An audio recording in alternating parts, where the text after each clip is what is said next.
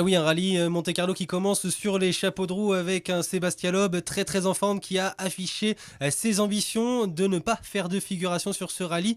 Une première place au classement général suivi de Sébastien Ogier relégué à plus de 13 secondes et Jari Matti Latvala également le coéquipier chez Volkswagen qui termine ce podium. Jean-Jacques Marcelin, les deux premières spéciales ont été tout simplement épiques. On n'attendait pas un scénario aussi important, aussi impressionnant.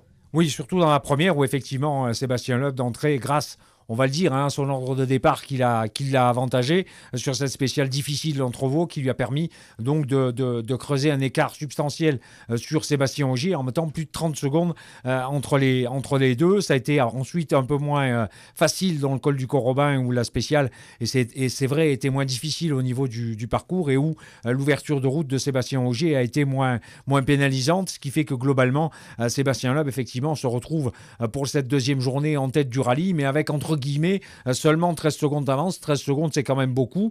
Et on a vécu quand même une première journée avec des écarts importants pour une épreuve d'ouverture de championnat du monde. Il n'y a pas beaucoup d'épreuves dans le championnat où on peut vivre ça dès le premier jour. On pense aussi aux problèmes mécaniques électriques de Kubica qui a vu ses phares s'éteindre. Alors en nocturne, ça pose problème. Et puis la sortie de Brian Bouffier qui a percuté un arbre dans la première spéciale. Oui, tout à fait. Donc les deux, ça a été les deux événements, j'allais dire, de cette soirée au niveau de la tête du rallye. On s'attendait à une première soirée spectaculaire. On a été servi.